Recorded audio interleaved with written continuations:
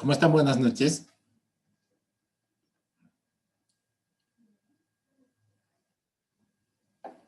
Buenas noches, Inge.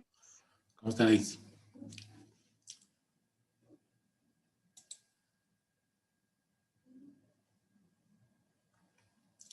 Estas curiosas imágenes que aparecen en mi Zoom como imagen de avatar son imágenes que pone mi hijito cuando va a pasar clases. No se vayan a extrañar de encontrar este tipo de cosas. Y bueno, si es que lo cambio, al día siguiente lo vuelve a cambiar, así que prefiero dejarlo así.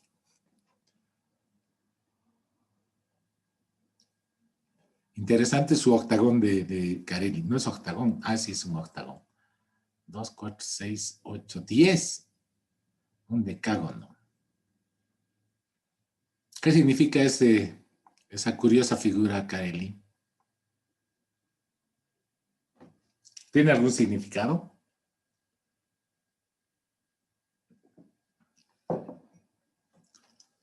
Debe estar viendo el partido. Comencemos. Nos hemos quedado aquí cuando ustedes han evidenciado sus prejuicios contra Félix y contra Esteban, la clase anterior.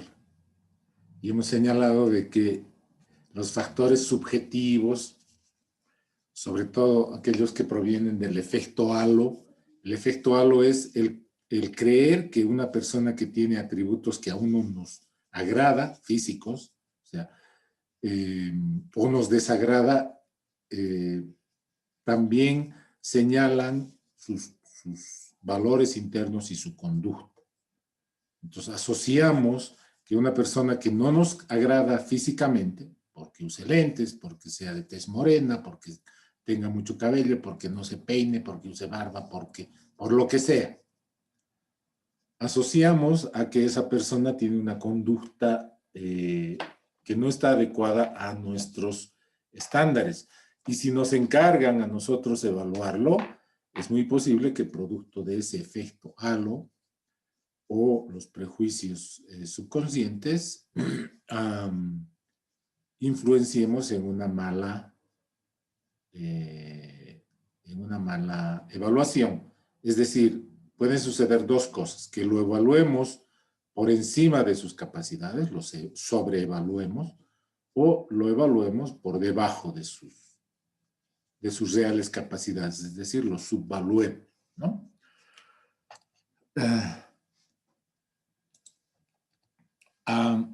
Vamos a hablar hoy día de los métodos de evaluación de desempeño. Hoy día les voy a pedir que acabemos la unidad. Es posible que nos quedemos un poquito más de lo normal, pero obviamente espero no pasarme de las 10 de la noche, pero quiero que acabemos. Los métodos de evaluación de desempeño son formas preestablecidas para hacer el proceso de evaluación de desempeño. Ya hemos señalado que la evaluación del desempeño es la medición de la forma en la que un empleado se desenvuelve en su puesto. Y hemos dicho que para eso se necesitan estándares. No podemos medir a una persona sin tener una escala de medida, ¿no? Desde el punto de vista de los métodos, existen dos métodos fundamentales. Los métodos de evaluación basados en el pasado. Caramba.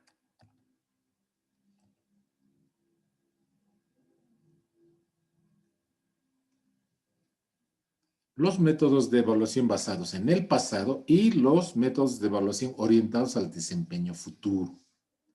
Son dos formas de evaluar el desempeño completamente opuestas. Los métodos o técnicas de evaluación basados en el desempeño pasado se basan en medir cómo se ha desempeñado un determinado trabajador, un determinado miembro de los recursos humanos de una empresa en el pasado hasta el momento de la medición, o desde un instante en el pasado hasta el momento de la medición. Por ejemplo, cómo se ha desempeñado en la gestión 2020, cómo se ha desempeñado en el segundo semestre de la gestión 2019. Es decir, tiene que haber acabado ese periodo para que nosotros podamos medir su desempeño en un periodo dado. Existen muchas técnicas. Las escalas de puntuación, listas de verificación, selección forzada, registro de acontecimientos críticos, escalas de calificación conductual, verificación de campo, estimación de conocimientos y habilidades, métodos de evaluación en grupos, etc. Veamos algunos de ellos. Los métodos de evaluación basados en el pasado, que están basados en escalas de puntuación o escalas gráficas, es el método más utilizado y divulgado. Es el método más sencillo de aplicar. Su aplicación exige mucho cuidado. Se evalúa el desempeño de las personas mediante factores de evaluación previamente definidos y graduados. Se utiliza un formulario de doble entrada en donde se colocan en las filas los factores de evaluación, en las columnas los grados de variación de tales factores. Los factores se definen en un resumen sencillo y objetivo, y luego de esto se dimensionan sobre un desempeño, desde un desempeño pobre e insuficiente hasta un óptimo o excelente. Es mejor ver cómo es. Este es un ejemplo de una escala de puntuación. Acá se pone el nombre del empleado, por ejemplo, Carelli. Sección departamento finanzas. Estoy haciendo un ejemplo, ¿no? El nombre del evaluador, Jetri. Fecha 8 de octubre del año 2020. Confiabilidad, entonces son las apreciaciones de Jetri, que es el evaluador, sobre Carelli, que es el evaluado. Y en función de observaciones, estos son simplemente ejemplos, ¿no? Podemos medir muchísimas cosas. Jetri hace una apreciación en base fundamentalmente a criterios lo más cuantitativos posibles. Hay que tratar de evitar en lo posible los criterios cualitativos porque muchos de ellos son subjetivos. Y va anotando confiabilidad aceptable, iniciativa buena, rendimiento excelente, asistencia muy pobre, actitud aceptable, cooperación inaceptable, no sé. Estoy poniendo valores al azar, no representa de ninguna manera los valores de desempeño de Carelli, porque ella no está trabajando, ¿no? En algunos casos se dan valores a esto y se procede a una suma. Yo puedo sumar los valores porque puedo poner aquí valores numéricos o simplemente contar los puntos en los que ha sido evaluado con una X y puedo poner acá 5, acá 10, aquí 15, aquí 10 y aquí 5. Su puntuación total será la suma y eso es una muestra de la apreciación del desempeño que Jetri, obviamente, el evaluador, tiene sobre el empleado.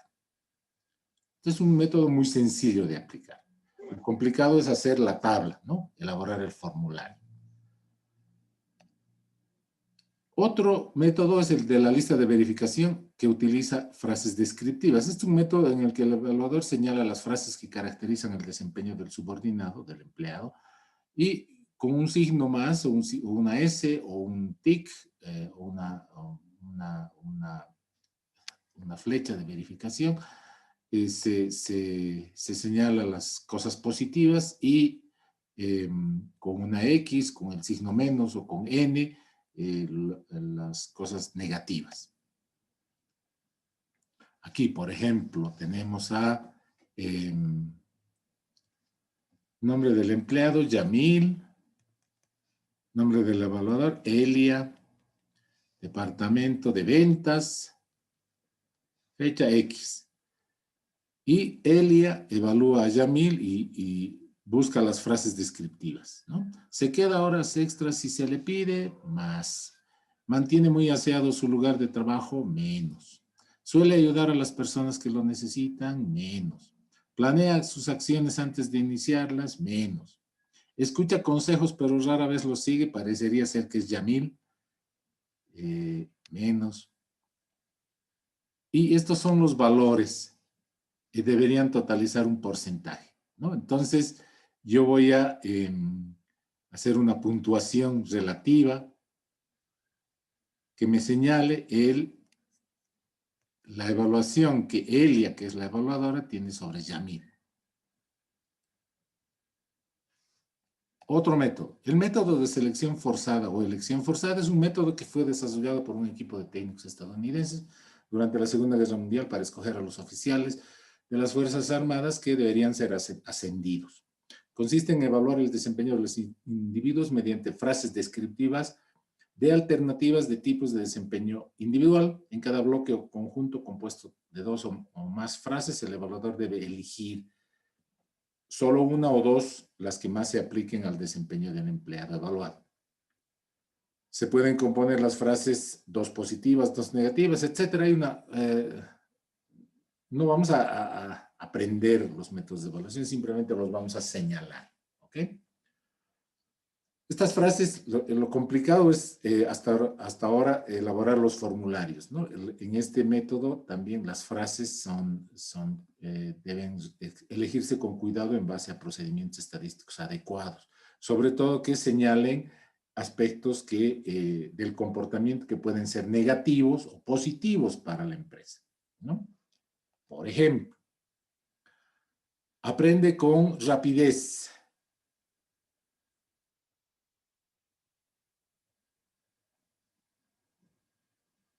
Trabaja con gran empeño.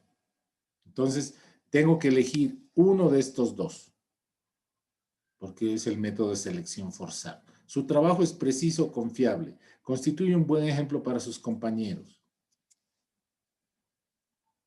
Obviamente aquí arriba va a estar la parte de identificación, quién está evaluando, quién es el evaluado, etcétera. No, eso ya no lo voy a poner porque Yamil se ha enojado de lo que lo hemos evaluado mal. Era un ejemplo, era un chiste, no es nada real, por si acaso. Hay personas que no tienen mucho sentido del humor y yo siempre les he pedido en todas mis clases, y ustedes saben que es así, que de ninguna manera lo que yo digo o hago es personal, ¿ok? Con frecuencia llega tarde y así sucesivamente. Entonces, un equipo de análisis evalúa estas respuestas para construir un formulario de evaluación que nos dé un resultado que se pueda utilizar para medir el rendimiento de una persona. Otro método, este es un método muy utilizado sobre todo por supervisores y no es un método que se pueda aplicar en algún momento dado, es un método transversal, es un método que constantemente se va registrando, o sea, dependiendo de lo que vaya sucediendo, casi como una bitácora. Este es un método muy utilizado, sobre todo en empresas industriales. Y también en lugares, en centros de trabajo donde las labores sean muy diversas. Es un método muy sencillo, ¿no? Creado por, obviamente, los americanos. Este método se basa en el hecho de que el comportamiento, existen ciertas características extremas capaces de conducir a resultados positivos y también susceptibles de conducir a resultados negativos. Si entendemos como resultados positivos el éxito, entenderemos que un factor negativo o un resultado negativo es un fracaso. En consecuencia, el método no se preocupa, no registra acontecimientos normales. Veamos un ejemplo. Fíjense, esta es una bitácora en la que generalmente hay sistemas de computación que pueden facilitar este registro. Entonces, nombre del empleado, no sé, a ver, voy a escoger a otra persona. Daisy.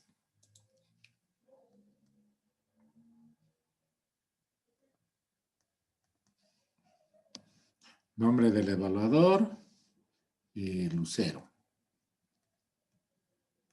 Lucero, que es la supervisora de Daisy, va registrando las cosas que suceden, las cosas extraordinarias.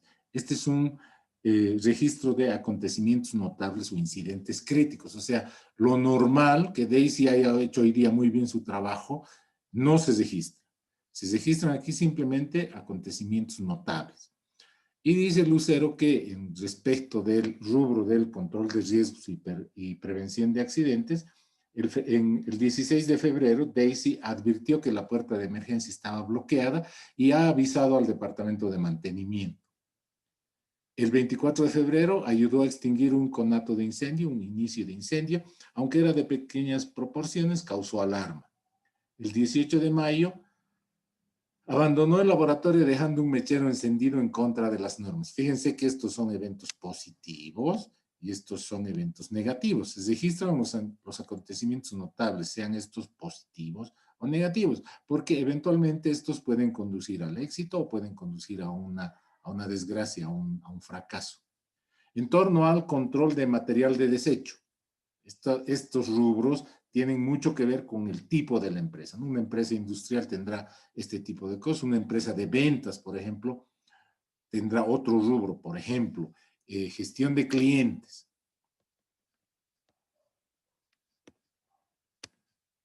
En fecha 1 de marzo,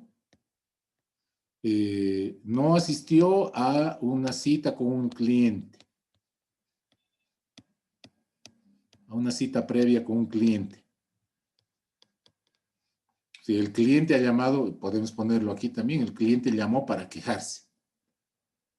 Podemos también poner cuestiones notables. En fecha 27 de abril, logró excepcionalmente 5 nuevos contratos con clientes.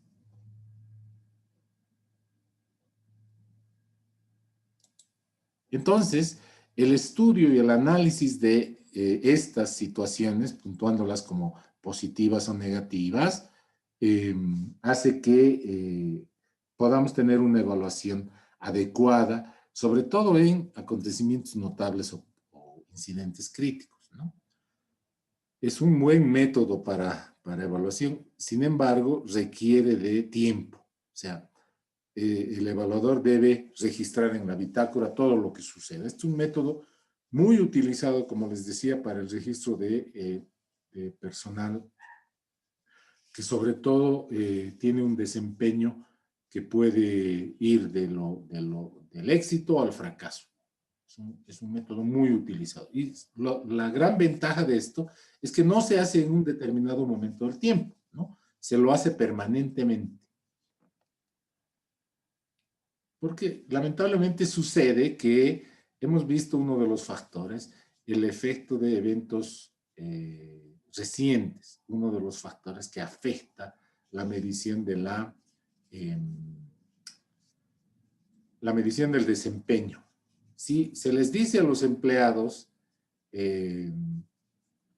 la próxima semana va a haber evaluación de desempeño, se aplican los chicos, ¿no? Se aplican, vienen bien atentos, son puntuales, utilizan todos sus instrumentos de seguridad. En cambio que cuando no se dice, todos se descuidan, no utilizan su barbijo, no se lavan las manos.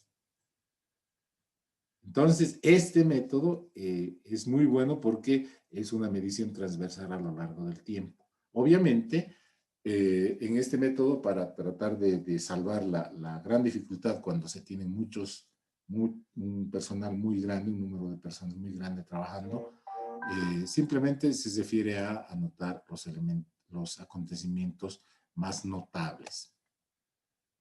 El otro método, el método de investigación de campo, verificación de campo, es un método desarrollado en base a entrevistas de un especialista en evaluación con el superior inmediato, mediante las cuales se evalúa el desempeño de los trabajadores, buscando las causas, orígenes y los motivos de tal desempeño, mediante un análisis de hechos y situaciones. Es un método de evaluación más amplio.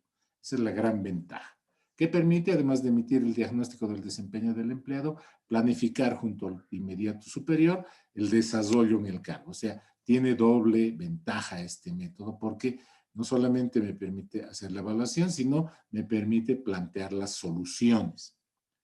La evaluación de desempeño en este método la realiza el supervisor con asesoramiento de un especialista. Eso evita también sesgos, ¿no? Los sesgos son cosas, aspectos que pueden torcer la evaluación. El especialista va a cada una de las secciones para entrevistar a los jefes sobre el desempeño de sus respectivos subordinados. Generalmente tiene un itinerario que se señala a los empleados, una evaluación inicial, un análisis complementario, una planeación de la evaluación y el desarrollo y un seguimiento. Otro método es el método de distribución forzada o el método de distribución por puntos.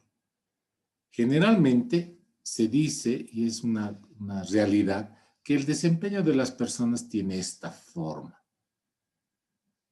Igual que las calificaciones de un conjunto de alumnos, sigue una distribución que se llama la curva de Gauss, porque en honor a un matemático alemán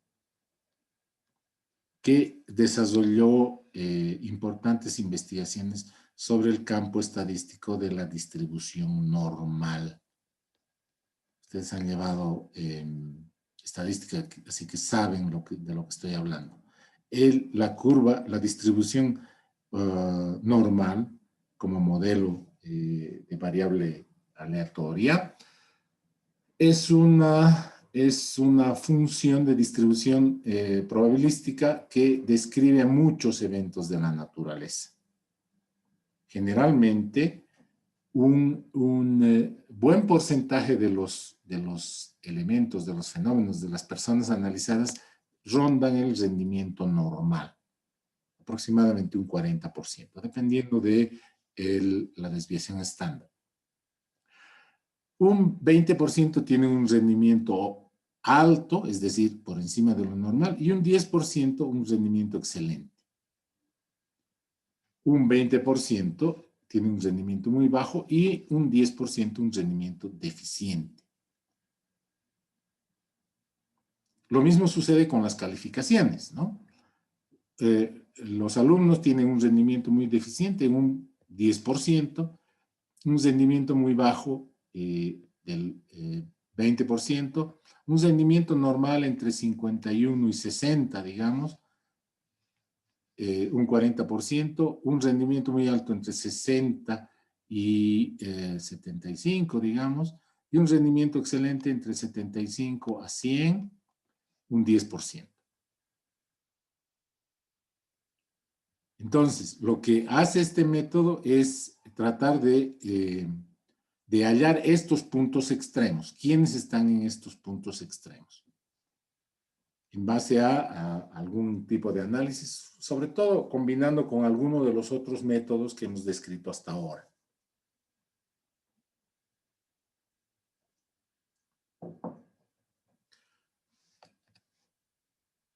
El método de comparación por parejas es un método muy complicado. No, no es muy complicado. Es un método muy utilizado cuando lo que se busca es evitar el sesgo.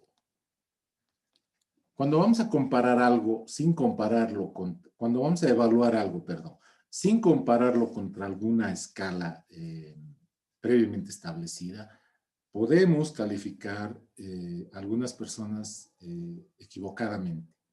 Es mucho más sencillo si, por ejemplo, les cito un ejemplo. Si vemos a una persona y le preguntamos a alguien, ¿esa persona es alta o es baja? Ah, no sé. Y aparece otra persona.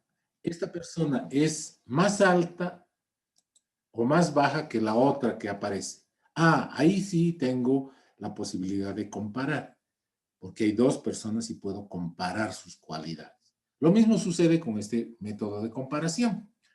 El evaluador, entonces, si utiliza este método, debe comparar a cada empleado contra todos los que están evaluados en el mismo grupo. Lo que se logra es una comparación del desempeño global. ¿Qué virtud tiene este método? El número de veces que cada empleado es considerado superior a otro se puede sumar para que constituya un índice. Entonces, se elige Este método permite elegir un empleado o catalogarlos en función de su desempeño. El método más seleccionado es el mejor empleado y así sucesivamente el segundo, el tercero, el cuarto, el quinto, y el menos seleccionado es el peor empleado. Este método lo utilizan mucho, sobre todo para considerar algún tipo de premios o estímulos.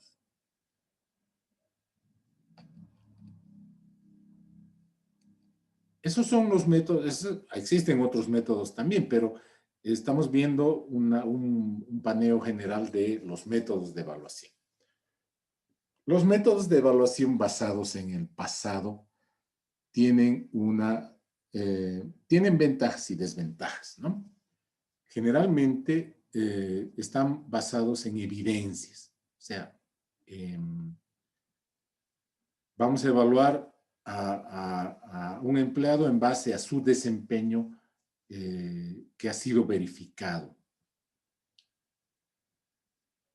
Pero tiene la desventaja de que son métodos finales, es decir, cuando ya tenemos el resultado, ya no hay nada que podamos hacer. Por ejemplo, si ustedes dan un examen, el resultado puede ser que aprueben o que reprueben. Si reprueban, ya no se puede hacer nada. Si aprueban, qué bien, pero si reprueban, ya no se puede hacer nada. Esa es una de las razones por las que la gestión moderna de recursos humanos ha desarrollado nuevas formas de evaluación del desempeño, que no se pueden llamar evaluación del desempeño propiamente dicho, porque evalúan al empleado en función de cosas que van a suceder en el futuro. ¿Cuáles son estos? Las autoevaluaciones, la administración por objetivos, las evaluaciones psicológicas y el uso de centros de evaluación.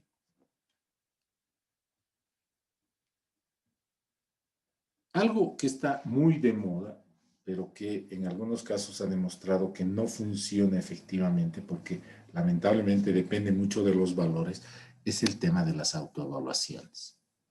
El usar autoevaluaciones tiene la gran ventaja de que son métodos rápidos. Pero el gran problema es que generalmente, al menos en esta parte del mundo, las autoevaluaciones no son muy sinceras, ¿no? Si yo les pediría que una parte de su calificación final proviniera de autoevaluaciones, probablemente todos se pondrían una buena nota, ¿no? Una buena calificación.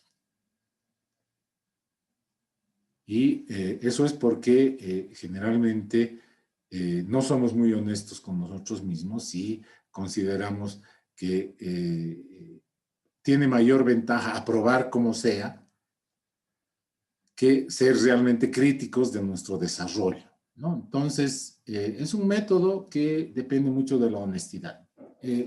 Los métodos basados en el desempeño en el futuro generalmente tienen que ser objeto de un seguimiento, ¿no?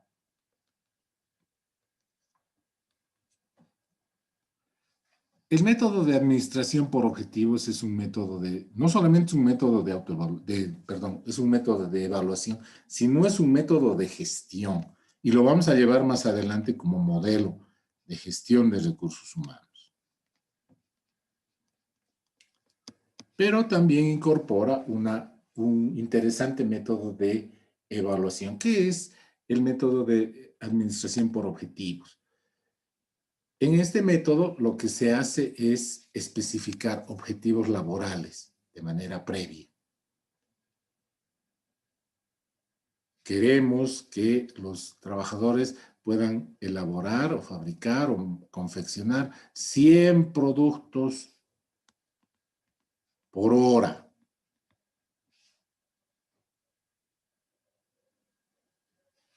Esto es una meta. Nuestro objetivo es incrementar la productividad.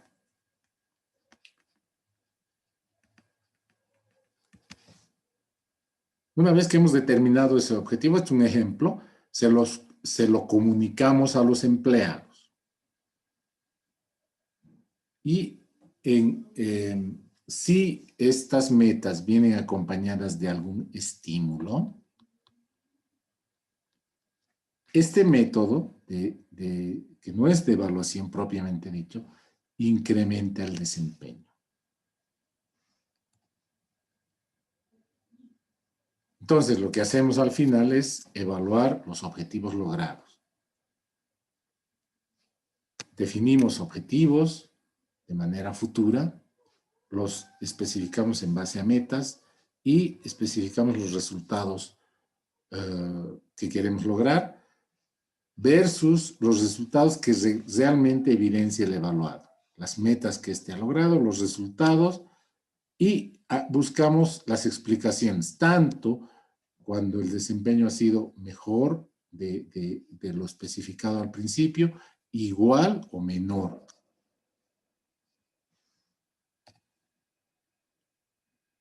Otro método basado en este mismo principio es el método de evaluación de competencias. Vamos a hablar a lo largo de este curso, ya lo hemos hecho en alguna oportunidad cuando estábamos hablando de las competencias. Las competencias laborales es algo que se está buscando, la gestión moderna busca generar en los empleados. ¿Qué es una competencia laboral? Es un conjunto integrado de destrezas, conocimientos, actitudes necesarias para cumplir exitosamente las actividades que componen una función laboral según estándares definidos. Una competencia es una suma de varias cosas, los conocimientos, más las destrezas, más la capacidad de mezclar, de unir estas dos cosas, y la actitud. Una persona puede saber mucho, puede ser muy habiloso, pero puede tener una actitud pésima. La combinación de todas estas cosas señala una competencia. Una competencia laboral, ¿no? Hay también competencias humanas. Lo de malo de una competencia, no lo de malo, sino una desventaja, algo que es complicado de implementar un método de evaluación basado en competencias, es que las competencias tienen dos partes, una parte visible y una parte no visible. La parte visible es aquella que se puede evaluar rápidamente. Por ejemplo, las habilidades. Yo le puedo decir a una secretaria, ¿usted sabe manejar macros en Excel? Sí. A ver, demuéstreme, hágamelo un macro que pueda elaborar esta planilla de pagos. Y la señorita, la secretaria, hace una planilla en Excel con macros, etcétera. Yo puedo evaluar si tiene esas habilidades. Puedo evaluar, ¿usted conoce la normativa para no sé, importar medicamentos desde Europa? Sí, conozco, esta es la forma, esta es la ley, este es el reglamento, puedo evaluar sus conocimientos. Pero hay una parte no visible que es bien complicada de determinar si está presente o no. Porque muchas veces tienen que ver con aspectos psicológicos del comportamiento. Hace unas 2 clases hablamos sobre el comportamiento de las personas, ¿no? La autocomprensión, los rasgos de la personalidad, las motivaciones, son cosas que no necesariamente están presentes en el momento de la evaluación. Por lo tanto, son aspectos complicados de evaluar, porque salvo que apelemos a un psicólogo, es muy difícil para una persona normal evaluar si estos aspectos están presentes o no dentro de una persona. Y nuevamente a lo que iba. Hasta hace algún tiempo, las personas que se encargaban de la función de recursos humanos dentro de una empresa eran ingenieros industriales, ingenieros comerciales, administradores de empresas sobre todo. Actualmente la función de recursos humanos busca contratar a psicólogos, porque la psicología es una de las ramas que mejor nos permiten ver temas de comportamiento, psicología laboral, sociología laboral, etcétera, ¿no?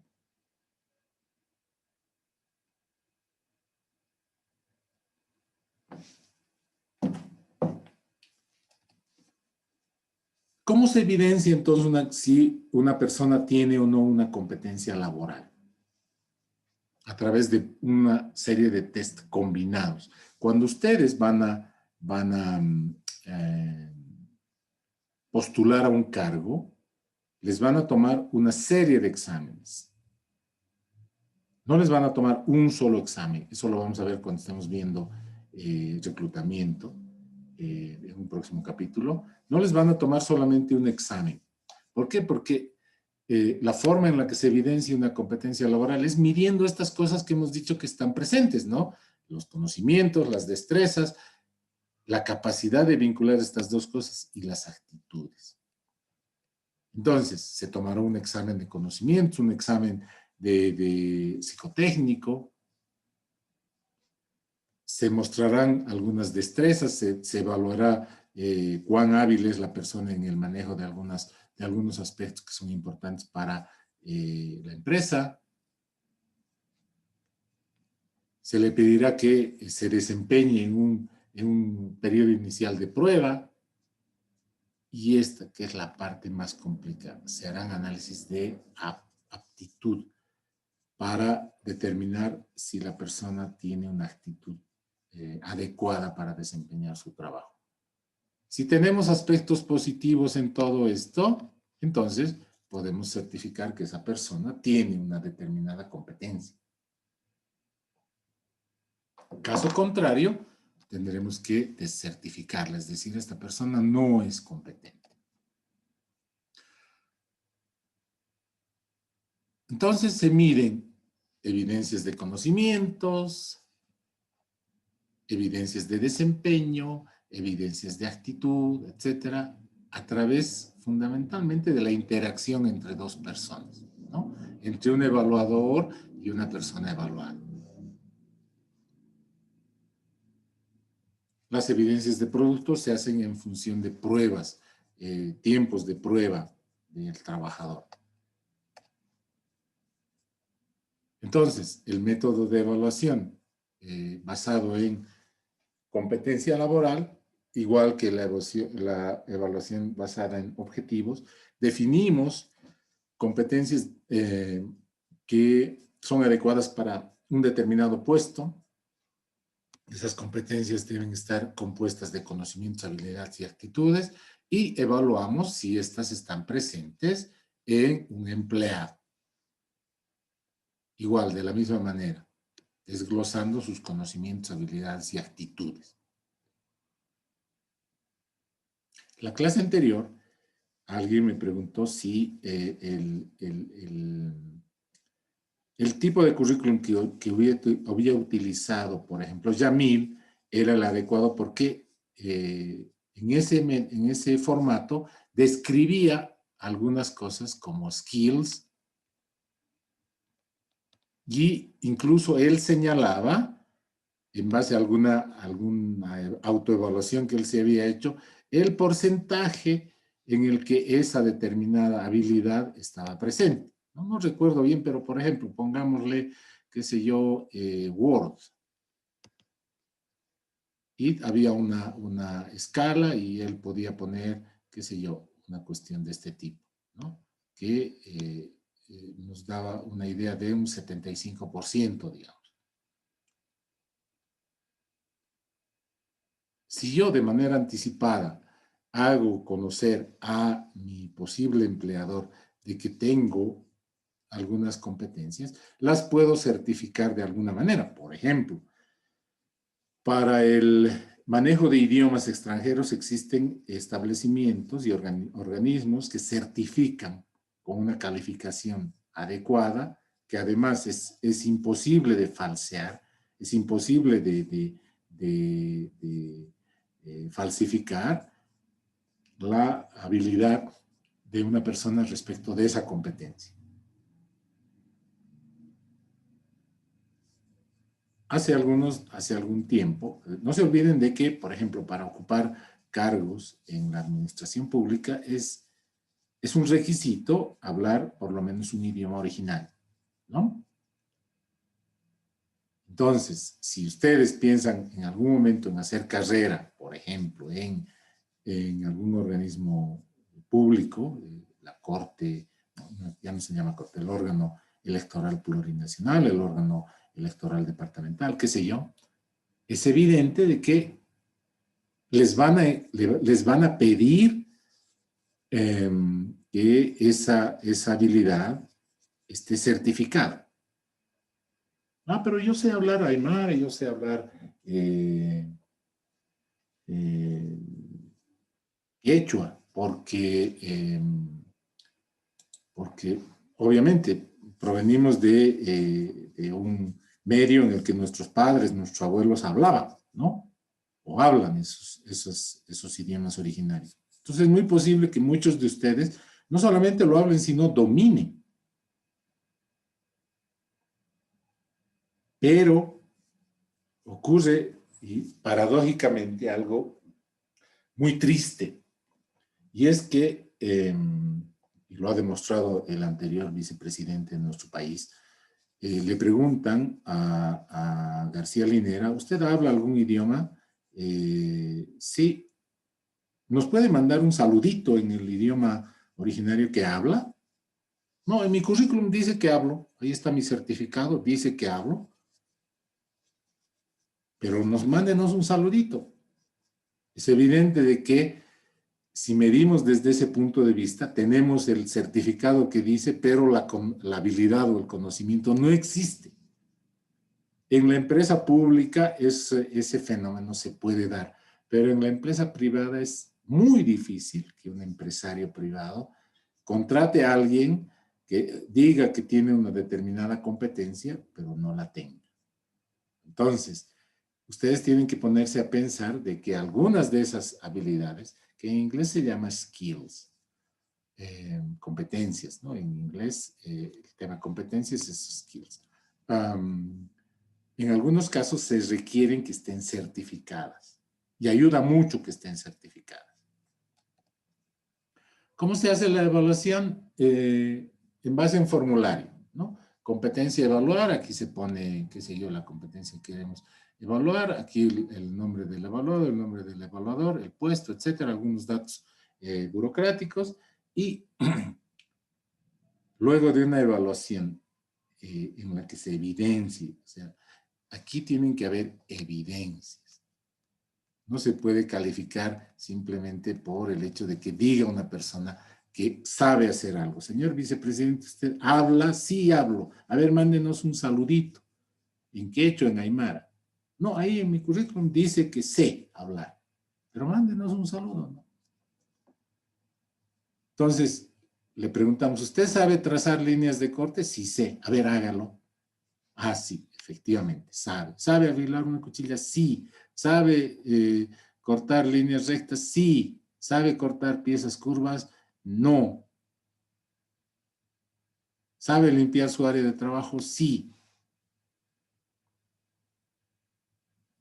Entonces, la competencia está presente. Sí, una gran mayoría o todas las evidencias que se buscan para determinar si una competencia está presente están marcadas acá en el formulario. Yamir nos ha puesto que tenía ciertas habilidades, por ejemplo, liderazgo. ¿Cómo sabe que tiene liderazgo? Es bien complicado. Tendría que venir un psicólogo a determinar si ese liderazgo está presente, ¿no?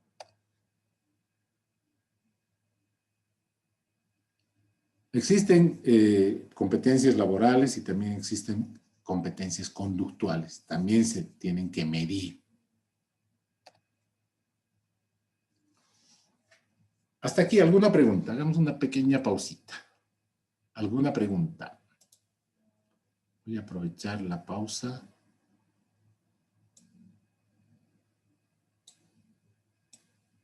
para preguntarles cómo está yendo el partido.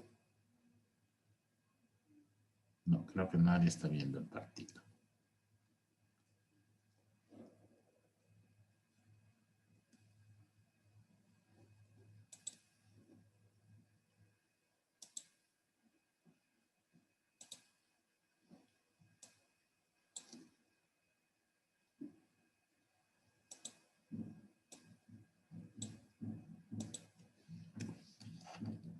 Hoy, 8 de octubre, están Elia Bustos, Carelli. Aquí. Sí, tengo la lista de asistencia, no se preocupe. Ariel. Ariel, ¿cómo está el partido? ¿Sigue ganando Uruguay? Inge, no lo estoy viendo, Inge. Mi señal no está buena, Inge. Ah, caramba. Daisy,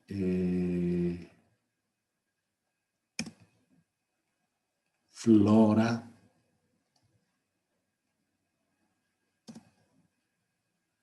Jetri.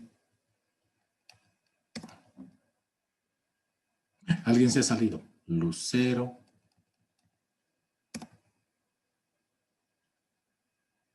Y Yamil.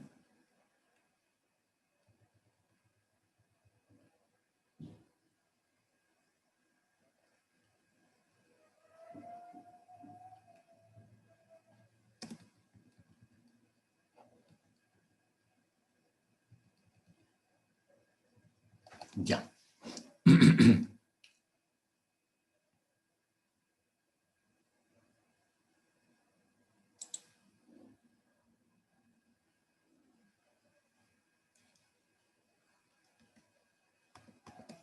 Además de la evaluación, de los métodos de evaluación, hay tipos de evaluación de desempeño.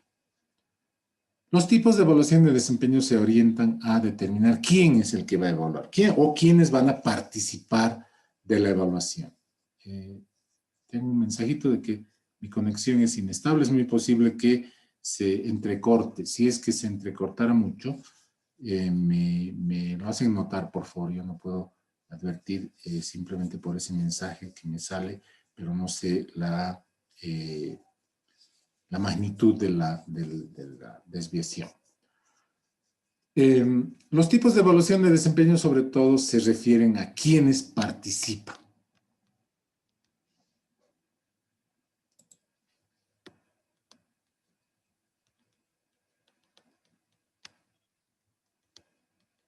A quienes participan.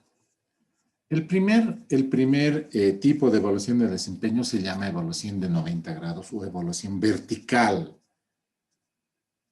Y en este caso, la función de recursos humanos requiere que el jefe inmediato, el superior, sea el que participe en la evaluación. Tiene ventajas y tiene desventajas. Obviamente el jefe tiene un mayor poder de opinión sobre el desempeño de la persona evaluada, ¿no? Tiene la desventaja de que es simplemente un punto de vista. Esa es la gran desventaja, que si el jefe se agarró con nosotros, bueno, ni modo, vamos a resultar mal evaluados, aunque nuestro desempeño sea bueno. El segundo modelo de evaluación es el modelo que se llama modelo de 180 grados, en el que, en función de proporciones, participan en el proceso de evaluación, además de la función de recursos humanos. Lógicamente, aquí voy a poner que el proceso de evaluación debe ser llevado a cabo por la función de recursos humanos. Cuando hablo de función de recursos humanos, nunca se tienen que olvidar de que estoy hablando de la instancia dentro de la empresa que realiza la función de recursos humanos. Si la empresa es grande, será el departamento de recursos humanos, el departamento de talento humano. Si la empresa es pequeña, será el jefe de recursos humanos. Si la empresa es más pequeña, será el gerente administrativo. Si la empresa es mucho más pequeña, será el gerente general o el dueño de la empresa, ¿no? Por eso es que cuando hablamos de la función, las funciones que realiza la gestión de recursos humanos, hablamos de la función de recursos humanos. La función de recursos humanos tiene que participar en la evaluación de desempeño, pero en función de estos tipos, alguien más tiene que participar. En el modelo de 90 grados hemos dicho que participa el jefe inmediato. En el modelo de evaluación de 180 grados participan el jefe y los colegas. ¿Qué ventaja tiene esto? Aporta mucho de opinión de las personas que conviven con el evaluado, sobre todo en algunos ambientes en los que es importante el trabajo en equipo. Tiene la gran desventaja que toma un poquito más de tiempo. Luego viene el modelo de 270 grados. En el modelo de 270 grados participa, además de la función de recursos humanos, el jefe inmediato, los colegas y los subalternos. Este método es muy adecuado cuando el evaluado tiene cargos que tienen que ver con responsabilidad.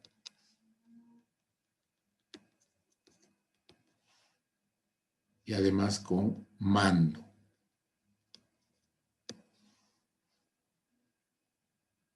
Tiene la gran desventaja de que estos señores, que son subalternos del evaluado, muchas veces tienen miedo de expresar su opinión real, ¿no? El jefe es bueno, sí, muy lindo jefe, a pesar de que los apalea, los insulta, qué sé yo, los discrimina, pero por miedo muchas veces la evaluación no es la adecuada porque por el temor. Entonces es importante que la evaluación de desempeño sea anónima, ¿no? Y finalmente, un modelo importantísimo es el modelo de 360 grados. En el modelo de 360 grados participan todos los que participaban, el jefe, los colegas, los subalternos, pero también participan en el proceso de evaluación los clientes, es decir, las personas de fuera de la empresa con los que el evaluado interactúa. Puede ser un lindo empleado, un empleado muy adecuado, muy excelente, un gran colega, un buen jefe, etcétera, pero llevarse mal con los clientes. Entonces es importantísimo que la evaluación incluya a los clientes. ¿Qué pasa si una persona no tiene interacción con los clientes? Como ustedes saben, hay dos tipos de clientes, los clientes internos y los clientes externos. Por ejemplo, el secretario de la carrera tiene que ver tanto con clientes externos como con clientes internos, ¿no? Porque puede ser que alguien de fuera de la carrera vaya a hacerle alguna solicitud. Pero, por ejemplo, la bibliotecaria de la carrera solamente tiene que ver con los alumnos, así que solamente los clientes internos podrían participar en su evaluación. Pero hay también algunos cargos que no tienen interacción con clientes, ¿no? Ni internos ni externos. En ese caso, este modelo no se podría aplicar. Los métodos de 270 y 360 grados tienen la gran desventaja de que involucran el manejo de muchos formularios, ¿no? Es una evaluación mucho más complicada de hacer, mucho más larga de hacer. Este es un modelo de evaluación de desempeño.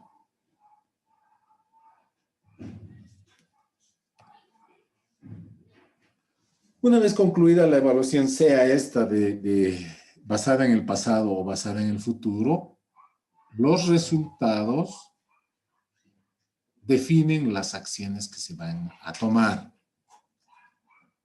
Los resultados de la evaluación deben ser los más adecuados posible. En algunos casos es importante ratificar los resultados de una evaluación para desechar la posibilidad de que se hayan originado por alguna situación que haya ameritado un sesgo. Si ustedes no creen en los sesgos, pregúntenle a este señor. ¿Se acuerdan de... Me he olvidado su nombre. ¿Se acuerdan de Félix? Todo el mundo pensó que Félix era el malito de la película, el que había hecho perder $20,000 a la empresa. No sé por qué.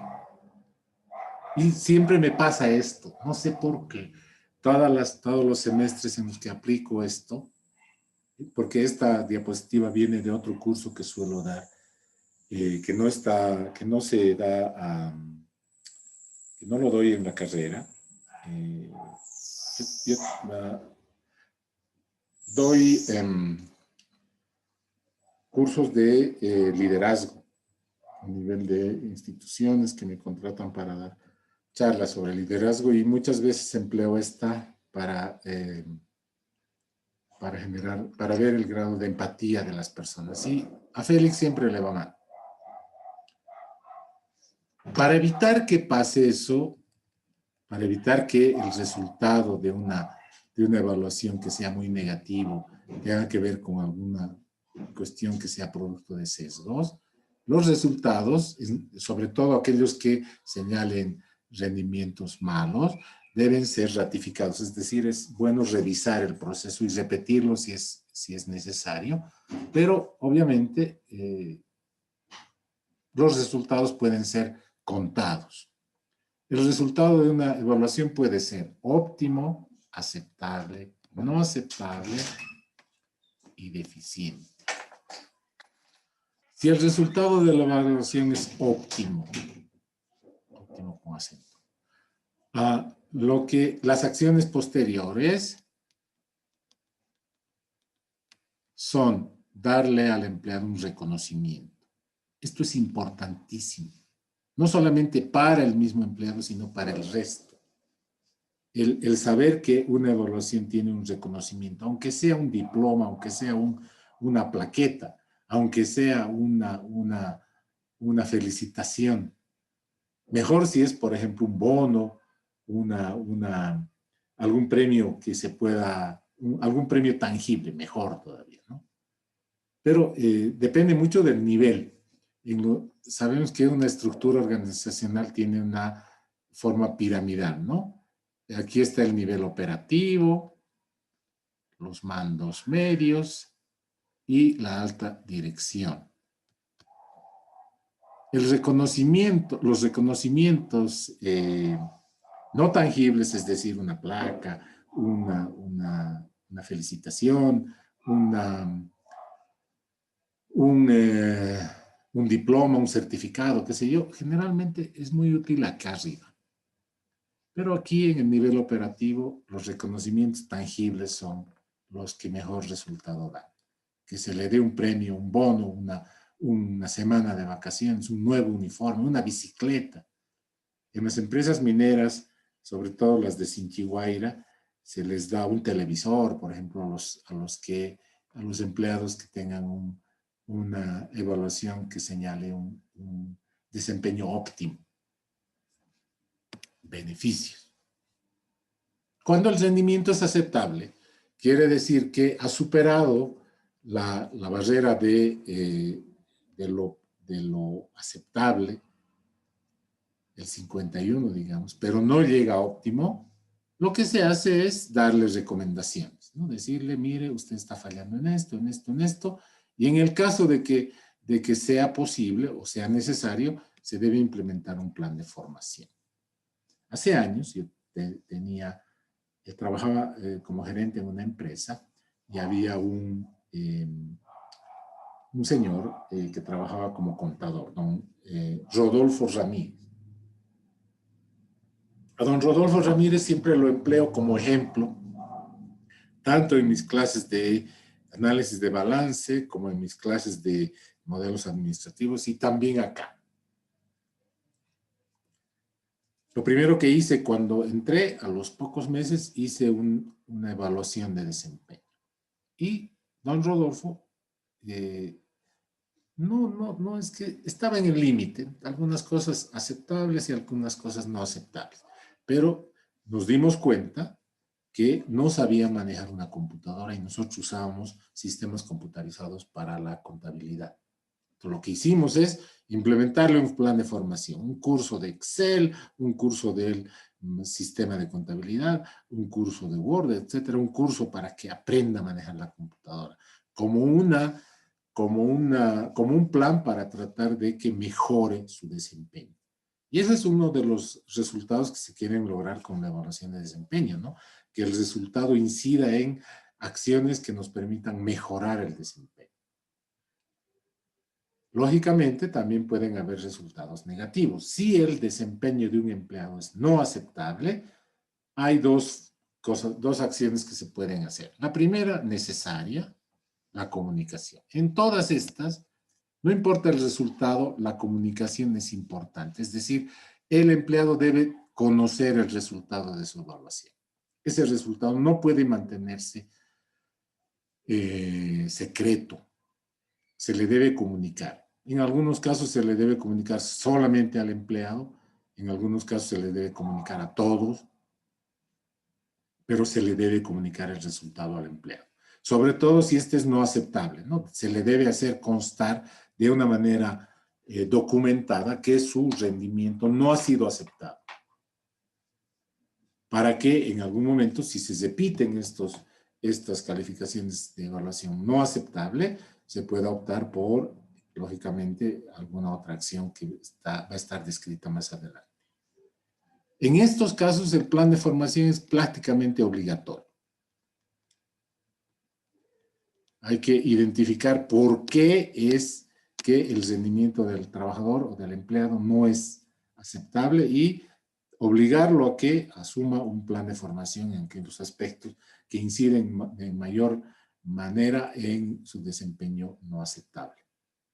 Y finalmente, en el caso extremo, cuando el rendimiento no es ni aceptable, es deficiente, se pueden optar por las siguientes acciones. Cambiarle a un puesto en el que probablemente su rendimiento mejore, ¿no? Si era el secretario y se equivoca, llevarlo como portero. Hay una persona en la facultad, no, en la universidad, que ya ha pasado así por varios puestos. A todo lado lo llevan de aquí, ¿qué va a ser ahora portero? ¿Qué ahora es secretario?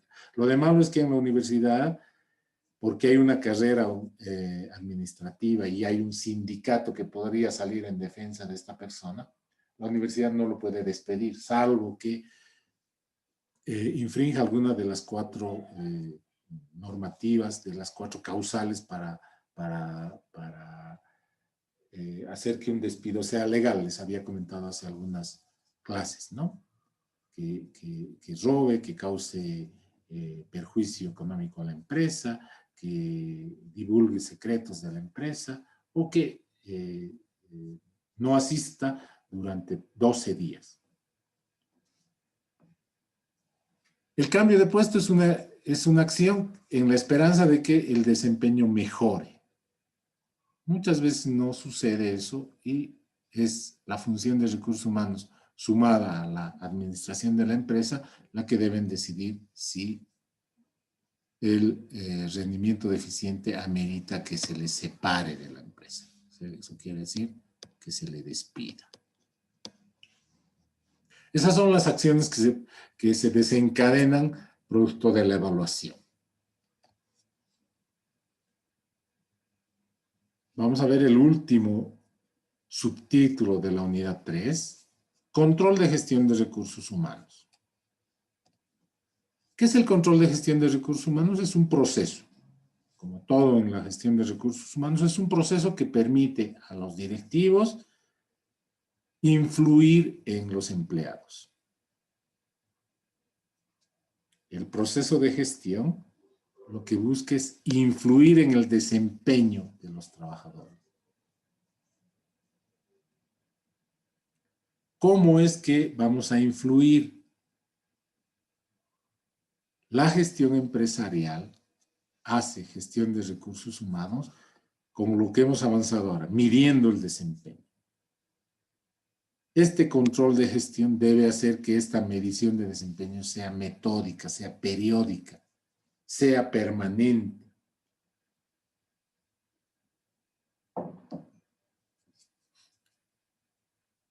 En función de ese control de gestión, lo que vamos a hacer es planificar, por ejemplo, programas de formación, para la generación de competencias, para el alcance de los objetivos de recursos humanos, etcétera, ejecutar esos planes, implementar sistemas de control eficiente y, sobre todo, hacer las tareas de dirección. Las tareas de dirección son fundamentalmente estimular y motivar.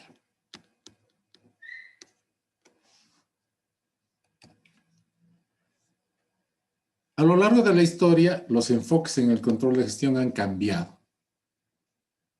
El enfoque clásico surge a finales del siglo XIX sobre 4 principios. Asegurar la estabilidad laboral, lograr la información perfecta, es decir, conocer perfectamente a los empleados.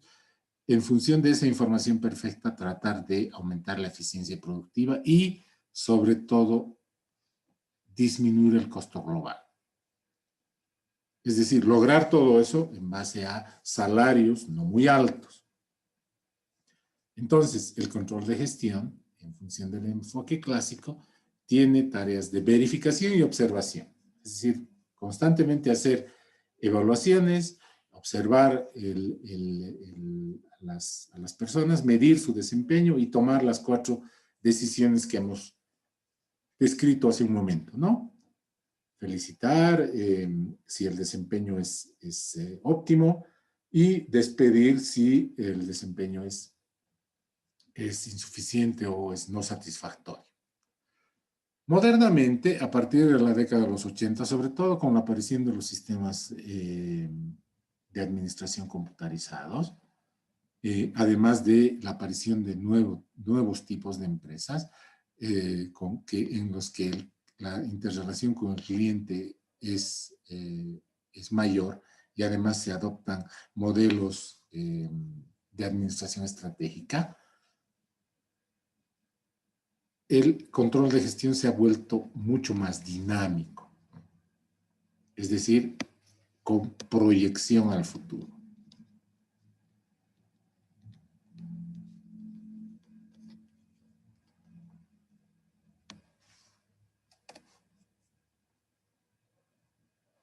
El enfoque clásico tiene como meta el enfoque en el control de gestión.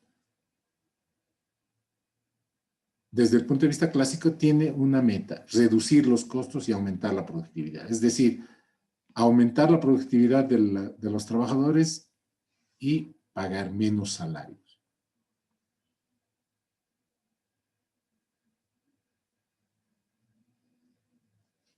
El enfoque clásico está orientado a los resultados financieros. El enfoque moderno, por el contrario, tiene nuevas formas de medir la eficacia. La eficacia no solamente se mide por la productividad. En algunos casos, en las empresas modernas es importante la creatividad, por ejemplo, y las competencias. Obviamente, el enfoque moderno sigue apoyando en los financieros. O sea, no vamos a quitar de que las empresas siempre tienen que pensar en el dinero, ¿no? Tratar de equilibrar su presupuesto. Pero también tiene otras fuentes, se consideran otras fuentes. Fundamentalmente esto, ¿no? La capacidad de la creatividad y la competitividad de los recursos humanos. ¿Cuál es la tendencia actual? La tendencia actual está orientada a desarrollar sistemas orientados a la estrategia, es decir, largo plazo. Participar e implicar a todos en el proceso. Determinar adecuadamente la relación causa-efecto de los indicadores, es decir, analizar perfectamente lo que estamos viendo para determinar cuál es la causa. No solamente considerar instrumentos de corte económico, financiero y, sobre todo, conocer qué se quiere controlar y para, de esta manera, integrar los resultados en los procesos que permiten el autocontrol. ¿Cómo se logran muchas de estas cosas? Esto, con ayuda de la psicología laboral.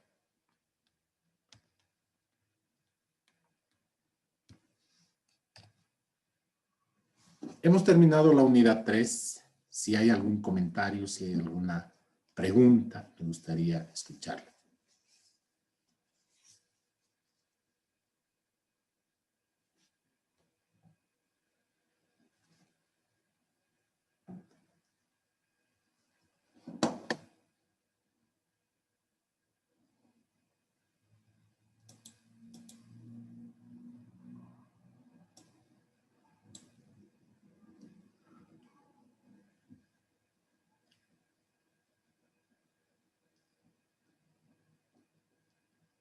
Hemos terminado la unidad 2, perdón.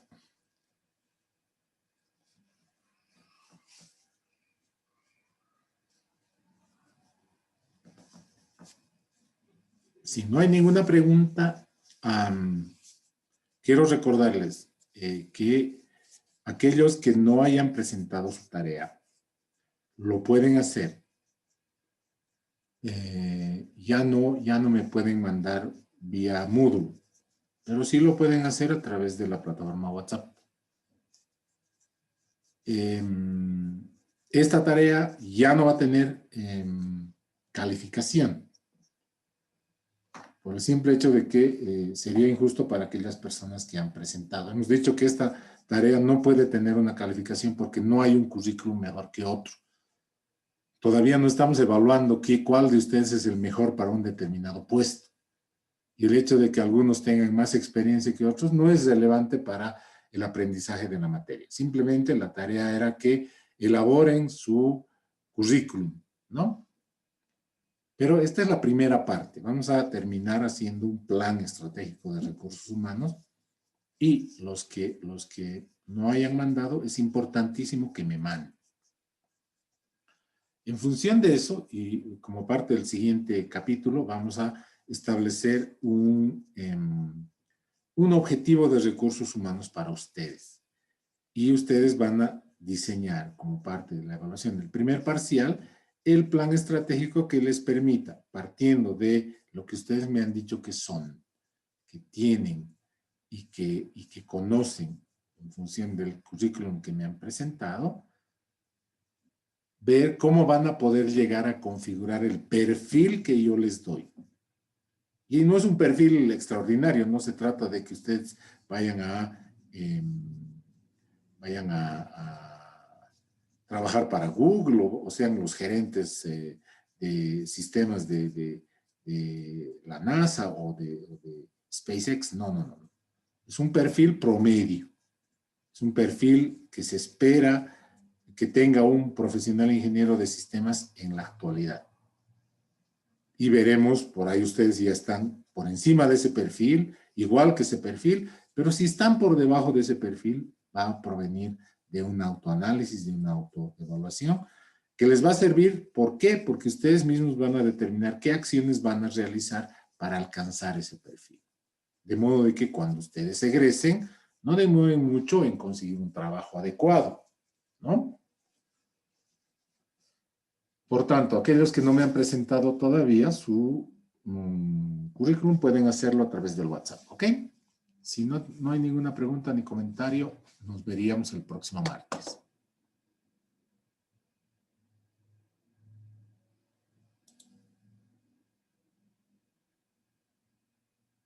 Caramba, debe estar interesante el partido.